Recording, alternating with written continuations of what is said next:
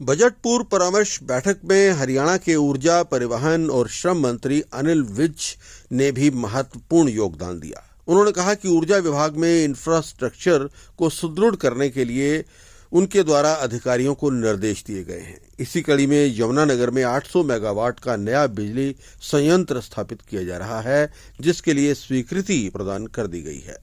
ऊर्जा मंत्री अनिल विज ने कहा कि बिजली की पुरानी तारें कम लोड वाली तारों को भी बदला जाएगा। इसके अलावा उन्होंने पुरानी बसों को बदलने के साथ बस अड्डों की हालत में सुधार कर उन्हें आधुनिक रूप देने की बात भी कही है। उन्होंने कहा है कि प्रत्येक जिले में ड्राइविंग स्कूल स्थापित किया जाएगा। साथ ही अधिकारियों को हर जिले में ऑटोमेटिक वॉशिंग मशीन सिस्टम और automatic system for checking vehicle fitness स्थापित करने के निर्देश दिए गए हैं। ये अच्छी परंपरा है कि बजट से पहले सारे विधायकों से, मंत्रियों से सुझाव लिए गए हैं। मैंने तो अपने विभाग के दिए हैं।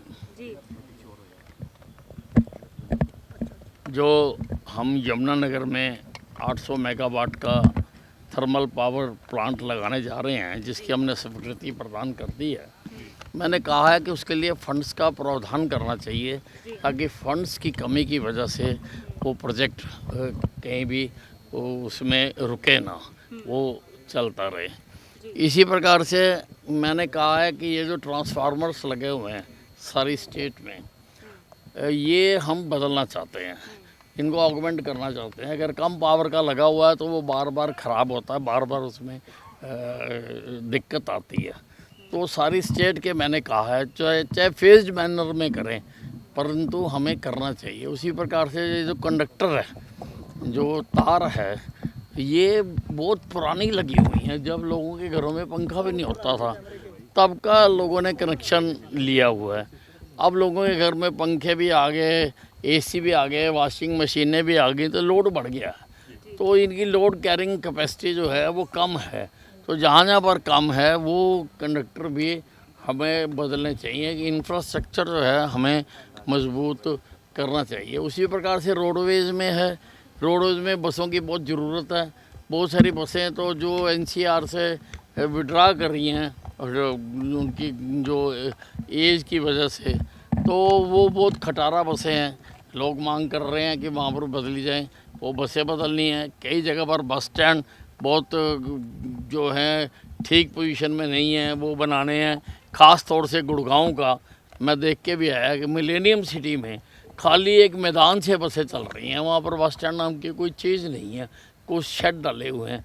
तो वो भी हमने बदलने हैं। उसी प्रकार से ईएसआई विभाग में, तो उसके लिए मैंने प्रस्ताव रखा है कि जो अभी खाली एक पीएससीज बनी हुई हैं, उससे मज़दूरों को पूरा फ़ायदा नहीं हो रहा है और वो खाली रेफ़र करते हैं। इसलिए हर ज़िले में मज़दूरों की संख्या के हिसाब से उतने बेड का हमें अस्पताल बनाना चाहिए, ताकि मज़दूरों को स्वास्थ्य सेवाएं उपलब्ध हो सकें। सर, 2 दिन जो ये परामर्श कैंप लगा, सर क्या लग रहा है कि कितना फ़ायदा होगा सर बजट को एलोकेट कर? बजट नहीं, बहुत फ़ायदा होता है। लोगों के सुझाव आते हैं, लोग नई नई बातें रखते हैं, तो उससे सरकार को एक अवसर मिलता है कि उनको भी उसमें जो है जोड़ा जा सके। सर, बजट सत्र शुरू होने वाला है, एलओपी नहीं अभी तक डिसाइड हुआ, क्या आप कहेंगे?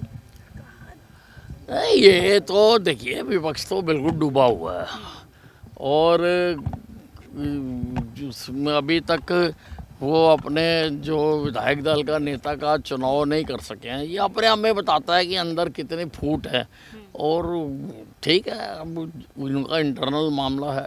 सर, आप दोनों दिन इस बैठक में रहे थे, कर्जा कम करने को लेकर कोई किसी ने सुझाव दिया प्रदेश में? क्योंकि देखिए, जब भी बजट आता है तो नहीं, बात तो रखी है, पर वो सारा देखना होता है कि हमने सारा आगे भी बढ़ना है, और क्या हमारे रिसोर्सेज हैं उसको देखकर ही कर्जे का होता है। और सरकार ने उसके लिए लिमिट तय की हुई है, लिमिट के अंदर ही रखा जाएगा।